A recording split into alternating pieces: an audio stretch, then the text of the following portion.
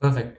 So in previous video, we saw that we had a function, and we have it was continuous in time, and we wanted to sample it. So its Fourier transform was basically x of f. So what we'll do now is, we want from continuous time to discrete time, right, with the frequency, or not frequency, but harmonics of t. So basically, t represents the discrete time domain, capital T.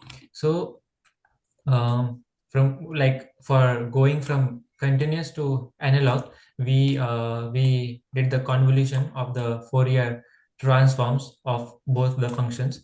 So we will denote the Fourier transform of the analog or the continuous time as c x of c, and that for discrete we will denote it by x of d. And we are familiar with this equation or this spectra from the last video. So we had input spectrum, which was basically this continuous spectrum, and by substituting 2 pi ft with omega, we get the spectrum of the output, or the discrete domain, and we are representing it with x of d. So like, we had this value with x of c, so this was of a continuous domain, and we replaced 2 pi ft with omega, basically f with omega by 2 pi t.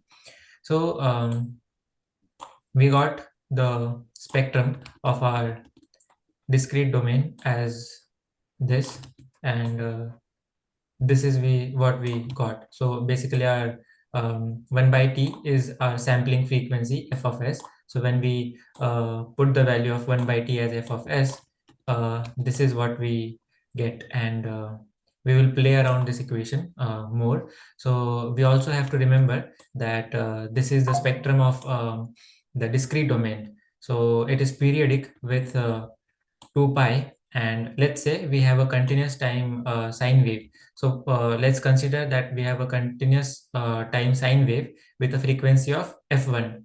So when we sample it at the rate of f of s, it becomes a discrete time signal with a frequency which is of f1 by fs times 2 pi. And where did it came from? So yesterday we derived for this conversion. So we had a, like, over here what we are saying is, we have a sinusoidal continuous time signal which is analog in domain. So when we are sampling it with a sampling frequency of fs, so basically when it is converted into a discrete form, so that discrete signal or the sample signal will be having the frequency which will be equal to f1 divided by sampling frequency times 2 pi. So if we represent it, this is the spectrum of our input continuous signal. And when we replace, so we are familiar with these values, but as we replace 1 by t with fs, so basically when f is nothing but fs by 4, we have our omega to be pi by 2 from this conversion. So what we are basically doing is that we have our fs, 2fs, and this is the first like main harmonic. So we are considering this as our spectrum, and these are just the harmonic of the main signal. So when we convert it, and when we analyze the spectrum of the output, so basically the fs values turns out to be in the form of 2 pi. So basically this is periodic with 2 pi. So like, as of now, like as we said that the when the input signal is fs, so in omega it will be a value of pi. So of a value of 2 pi. So that's how we are analyzing the spectra. So over here, the x of d is periodic with 2 pi, as we said earlier, and usually we choose the range of analysis from minus pi to pi because that's the easiest way. So basically when we talk about the bandwidth b, so it is So basically this point comes out to be b divided by fs upon 2 pi. So because this is how the relation is. So this is f1, so its bandwidth will be f1 divided by fs divided by 2 pi. So that's what it is. So usually we choose this range from minus pi to pi, and this is what we did yesterday. So if we had a continuous time signal of frequency f1, then it will be converted to a discrete signal of frequency 2 pi f1 by fs. So that's what we saw over here. So basically during this conversion, what if we say that instead of f1, so instead of the frequency of analog signal being f1, if it is the frequency which is equals to f1 plus fs. So let's say the additional frequency is just equal to the sampling frequency. So instead of it being f1, if it is f1 plus fs, so after sampling with the frequency fs, what we'll get as an output? So instead of f1, now we have f1 plus fs. So the same thing I've written over here. Instead of f1, it is f1 plus fs, and same thing goes in the denominator. So as we are sampling it with fs only, so it turns out that it is nothing but 2 pi f1 by fs, which is this entity, along with a factor 2 pi. And we know that the signal repeats itself after 2 pi because it's harmonic with, like it's periodic with 2 pi. So the discrete time spectrum, uh, so rather than this signal, if we have 2 pi, so this 2 pi can be neglected because all other are the modulus of this main harmonic. So we can neglect this 2 pi. So we can say that along with f1, if we have the extra component of fs or 2fs or 3fs, then we can neglect those factors and the output comes out to be the same frequency. So the frequency when it is discretized will be the same, no matter if it is f1 or it is f1 plus fs or it is f1 plus 2fs. So why am I uh, discussing this?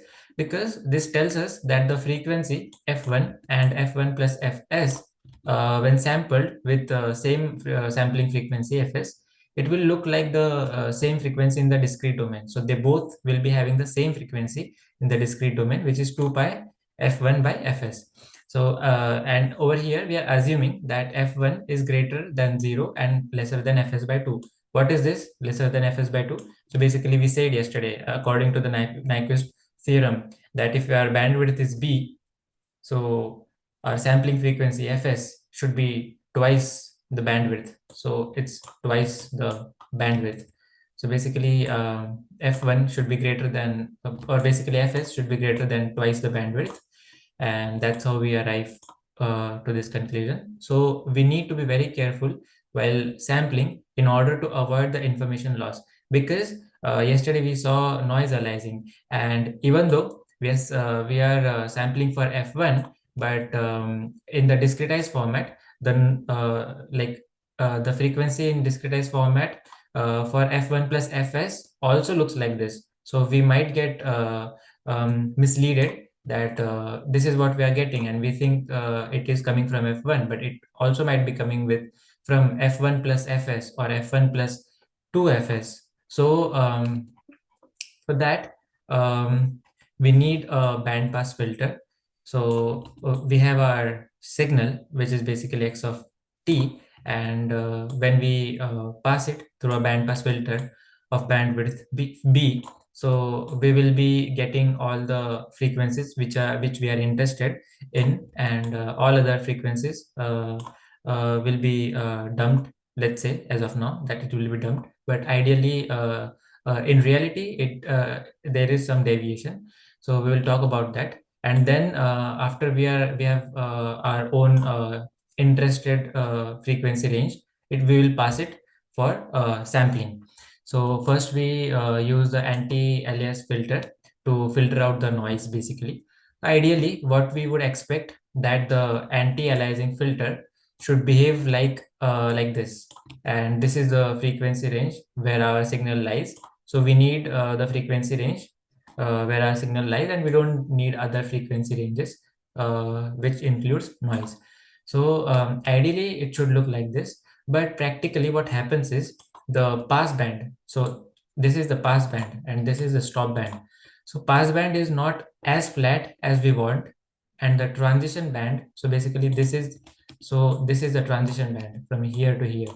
So the transition band is not as sharp as we want, or basically the stop band will not provide the attenuation which is infinity. So basically it will provide attenuation to the input signal. That's how the input signal cannot pass, right? So the attenuation should be maximized or infinity, but in ideal it is not infinity. So that due to those reasons, the behavior will not be ideal, but it will deviate from the ideal behavior, and that's how the filter will look somewhat. So basically, Nyquist theorem says that the sampling rate, which is 2 dB or greater than 2 dB, satisfies the criteria. So can we what is the best choice of sampling rate? So okay, we knew that we should consider the sampling rate which should be either equal to 2B or greater than 2B. But the question is that can we sample it at 4B instead of 2B in order to save from the non-ideality of anti-aliasing filter, because the non-ideality arises deviation from whatever we need. So maybe to get rid of the non-idealities, can we shift to a higher sampling rate? So that's the question. So basically, this is how the filter will look like, and we want ideally that it should not pass the further frequencies uh, which are higher than the bandwidth. But it looks like after bandwidth, it also considers the frequencies due to its non-ideal behavior. And the stop band attenuation is not infinity over a band of frequency. So if we have basically a all pole filter, so this is regarding the filter design, which we covered in the AMCD subject. So basically, if we have a all pole filter, so there is no zero, the numerator is one, and whatever we have is the function in the denominator. The slope will be minus 20 times the order of the filter dB roll off.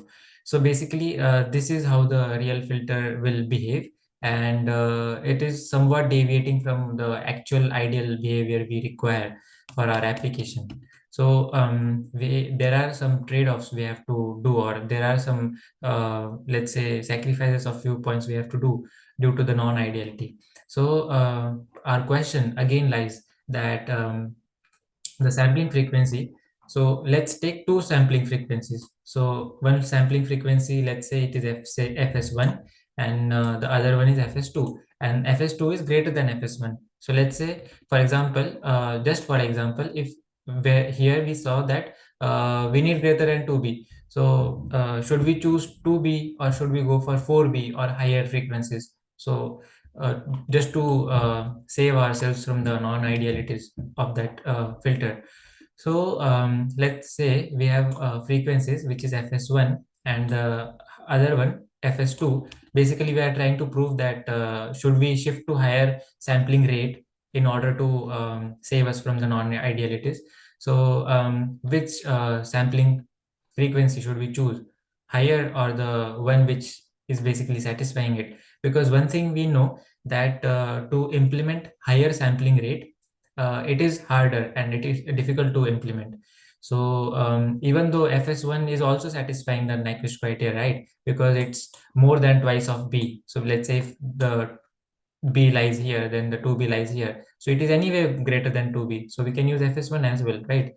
But can we save ourselves a little bit from the non-ideality or the non-ideal behavior of the filter if we go to higher frequencies? So when there is no noise at all, we don't have to worry about anti-aliasing filter, because the noise will not alias if there is no noise. But we need that filter to specifically get rid of the noise. And where exactly do we need to get that noise to be removed. So what is the location over here where we need that noise to be removed? So basically, if this is the B bandwidth, so our noise should be removed from this interested range, right? But there are other few locations also, because we discussed, even though if you are taking the frequency f1, then in discrete sampled, the frequency will appear to be this frequency, but it can also appear for f1 plus fs. So, and at the location of fs, noise will also be available over there also. So we should take care of the other locations as well.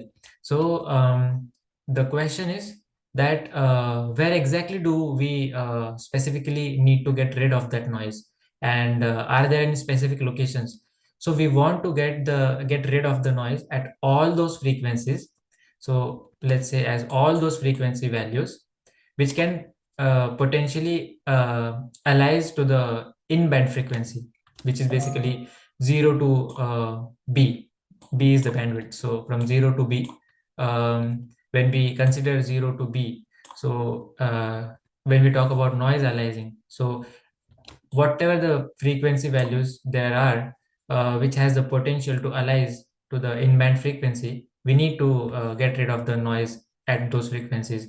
And basically, what are those frequencies? So at which frequencies the noise will alias?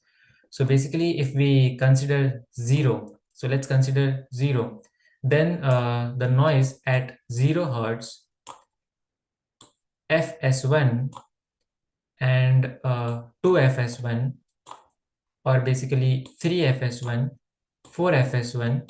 So these frequency values has the potential to alias the noise when we consider the output spectrum. And we looked it over here that, yeah, we have, let's say f1 is basically 0. So when we talk about 0 frequency, and when we talk about the output spectrum or discrete spectrum of this, so the frequencies which is fs, 2fs, 3fs, 4fs, all those frequencies values, basically all those frequency values has the potential to alias the noise when we talk, like when we do the sampling. So basically we talked about 0, right? So when we talk about, but 0 is not our interest of range. Our interest of range is 0 to b and minus b to 0, because this was the harmonic we considered over here. So our bandwidth was from minus b to b. So basically it is, the bandwidth is b. So we are interested in the range 0 to b. So basically when we talk about 0 to b, if we consider 0 to b, then basically noise, so noise is evenly spread all over the frequencies, but specifically noise at fs.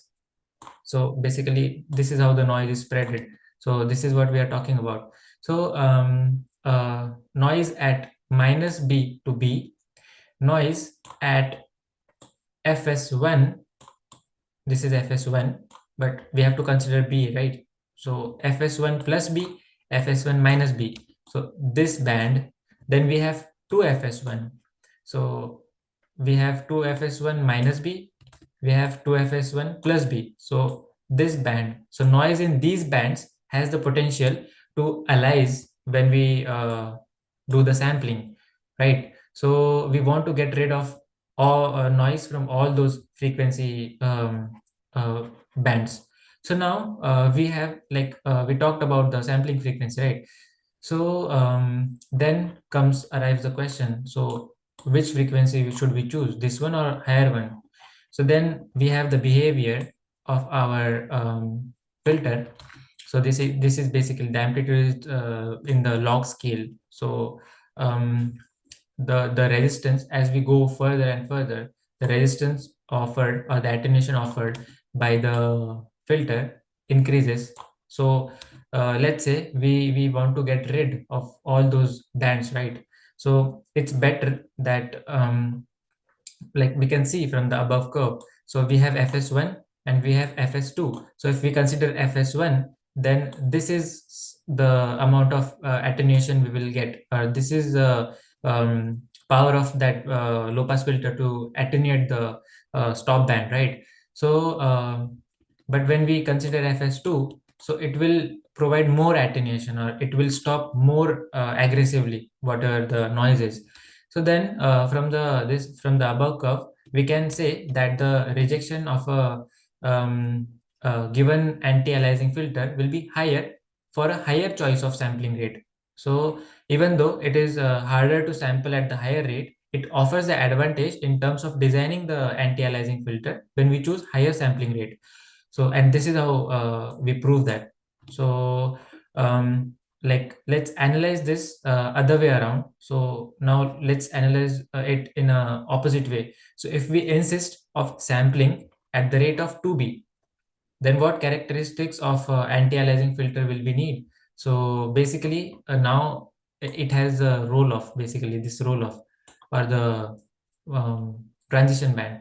So if we say, oh no, we are not going to higher sampling frequency, then what do we need? So when we are doing it at 2b, so ideally we wanted this, right? Ideally we wanted this, but we are having this. So then if you want to sample it at B, or just close to B, then you need the sharper low pass filter. So we need to go to higher order filter design, and that is where complications uh, comes around, because designing higher order filters, or designing complicated filters for getting more sharper curve, is again a challenge within itself. So the choice of sampling frequency relative to the Nyquist theorem has implications on the design of anti-aliasing filter, and we have to think of these things while designing the anti-aliasing filter. So we have to keep the sampling frequency greater than 2b. This is 2b, not b. So if we sample at more than 2b, let's say the sampling frequency is something greater than 2b, then the ratio fs by 2b is called as oversampling ratio, because we are oversampling with respect to 2b. So it's basically called as oversampling ratio, OSR, and this term we will come around this term again and again when designing the system. So higher the value of OSR means the anti-aliasing filter need not to be very sharp. So what does this mean? So if this value is higher, so basically sampling rate is higher. And if the sampling rate is, as we said, if the sampling rate is higher, then the bandpass filter is basically going to provide us the resistance for the noise. So it will stop the noise. So then the filter should not be having the higher or steeper roll off. So it's fine if we design the lower order filter or less complicated filter.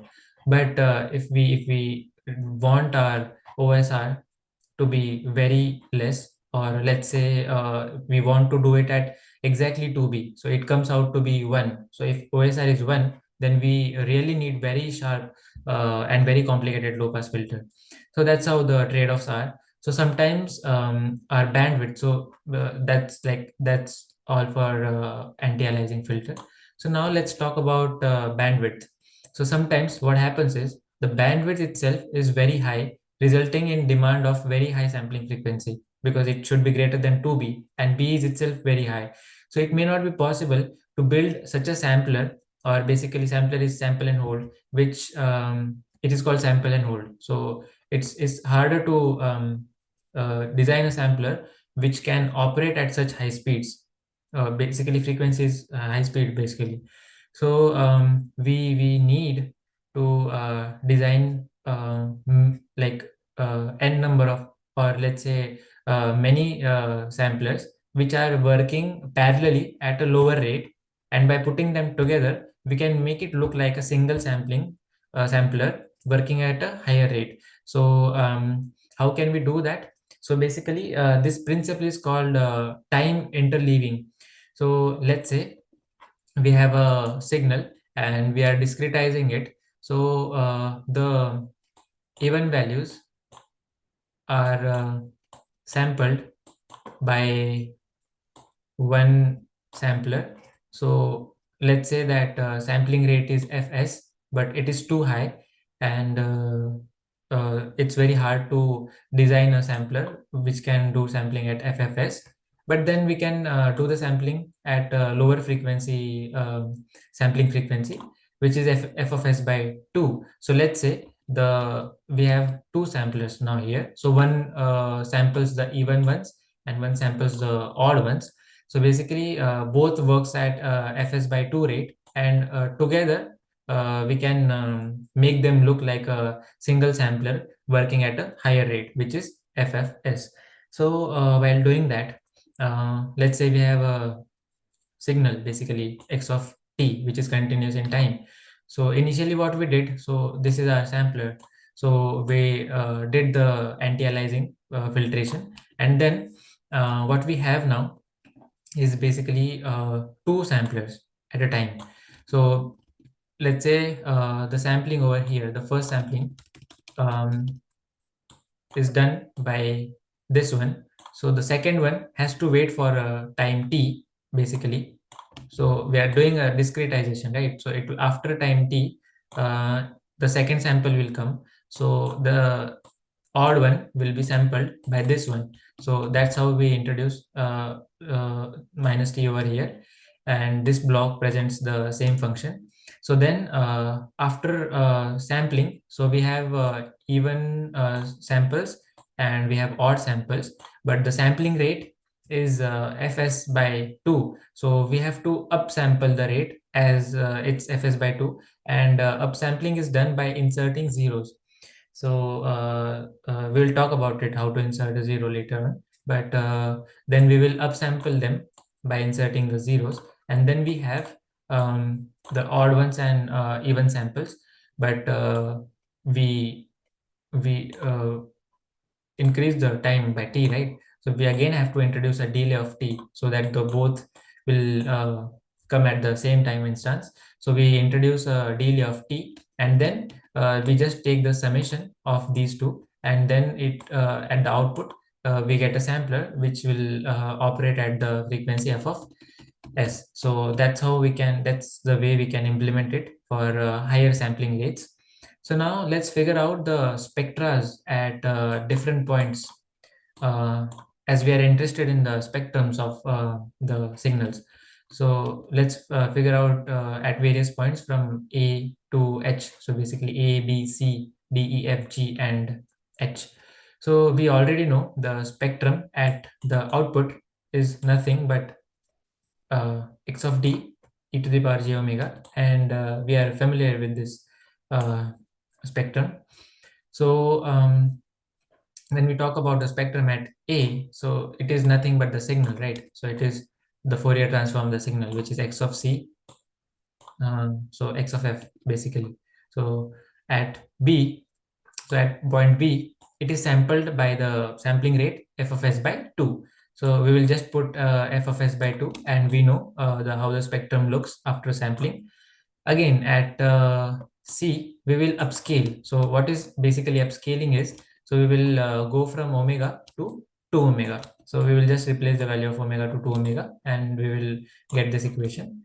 At point D, so we have so at point D, we have this thing where we wait for time t. So where we advance time t. So so it, and it is positive. So we have this equation, basically this times e to the power j 2 omega f of t, and at point E, so basically after sampling, so we'll sample this signal. So at point E, after sampling, we have e to the power 2 pi f minus k fs by 2 times t. So I have written this on the next page over here. So we introduce a delay of t over here. So that's why at point E, we replace 2 pi f 2t, because it's not t now, it is 2t. So we replace 2 pi f 2t with omega, or basically f with omega fs by 4 pi, because this is fs, and then we get this equation, or basically this bigger equation. and at point f basically, so we are replacing omega by 2 omega. We are upscaling it. And again, when we talk about g, so at g we introduce a 0. So basically what introducing a 0 means is basically multiplying the spectra with e to the power minus j omega, and it comes out to be uh, this value times these two comes out to be e to the power minus j k pi. So in next video we will see that at from point g and from point c we do the summation, and what happens to the output and how does the output looks like. So as of now, that's all for this video. So I think we have 7 minutes left. So please, guys, if you have any doubts, let me know.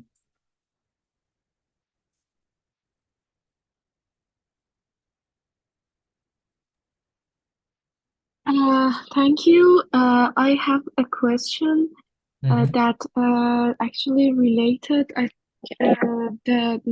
mean, next videos related to the things that Professor today mentioned.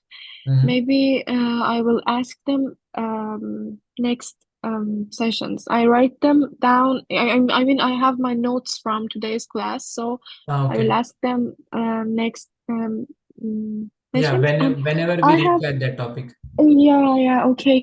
And wanted to say that it's the timing. I mean, this amount of information that you gave, it's great because I myself can actually, review. I mean, because every day we are going to have these meetings, so Mm-hmm. it's good to have not too much information because I myself need to review again Yeah, the got things it. that you say. So for me, it's okay. Thank you. Okay, and like you can go through this video once again, and you can note down the equations. So even though we are going through proofs, but you can at least note down the final outputs or the findings which we will be going to use or manipulate according to our system design. So it will be helpful over there. Yes, exactly. When I review the things that you said, there are so many problems. I mean, there are so many questions. So I will, after the session, ask my questions. Yeah, okay. Yeah, As then for thank you. example, we said that while designing anti-aliasing filter, what factors we have to take care of. So if we are allowed to take the higher sampling frequency, so then we are okay with the less complicated design. If we really want the sampling frequency to be close to 2B, then we need to design our anti-aliasing filter accurately or very steeper, or basically of higher order. Maybe Sneha has done the filter design course, right? So she might know the behavior of the filter. Yeah, Rishi. So when we are talking about this filter, so it is like the low pass filter, right? Not the pass band. No, no, low pass filter it is. Okay, yeah. Yes. So like this, basically over here, the value of this magnitude of the transfer function is 1, not 0. So it's 1 and it is logarithmic. So logarithmic values, like at this point it's 1, and further it offers more resistance to the signal. So the signal is not passed after the certain bandwidth. But then again, we have the non-idealities to take care of. So then these are the trade-off factors. So maybe you can go through the video once again. We can pause it. You can like if you feel like you haven't understood those points, you can re visit them. And still, if you have doubts, then you can ask me. Okay, thank you. Yes, and Okay, thank you. try to go through this once again, maybe, because I Yeah. think it's of 30 minutes. So try to go through it once again and try to reanalyze it, that how the equations came from. So maybe you'll figure out that okay, it's not that hard. And still, if you have questions that how exactly this came, so then we can have a discussion on it once again. But at Okay. least you should be known with the points that yeah, we are designing a system. So today in the class we talked about designing a block which was anti-aliasing filter. So what things we have to take care of while designing that? So now we know that our sampling frequencies should be according to the Nyquist theorem, but how should we design that filter? So while designing a filter, you design it for order. So as Sneha is aware of that, and Hanya is also might be aware of that, that the roll off will be getting more steeper and more steeper when we go to higher orders. So we will get more steeper roll offs, but then we have to make it of a higher order, and making a filter, designing a filter of higher order is a complicated and challenging thing within itself. So then if we are not allowed to increase the sampling frequency, then we have to go for challenges while designing the filter. But then if we are allowed to take higher sampling frequency, then it's okay if even if we design the lower order low pass filter. So that's how the trade-offs are. So these factors you should be considering while designing a complete system.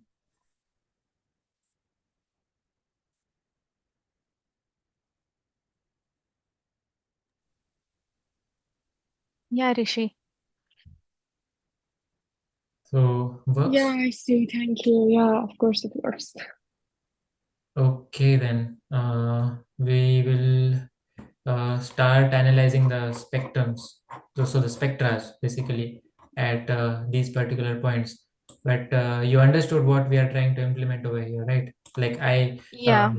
I went through the equations of the spectras very quickly, and we will discuss it tomorrow because at this point we are doing the summation, right? So we have to analyze the spectrum of C and spectrum of G, and they are almost similar, but what are the like these two might not occur at the same time instance. So how to resolve that Hmm. issue? So we'll talk about it in the further video, but at least we are now getting familiar with what we are trying to achieve over here. So we'll talk about it. But then whatever doubts you guys have, try to go through the video once again, and uh, you can ask me if you feel so.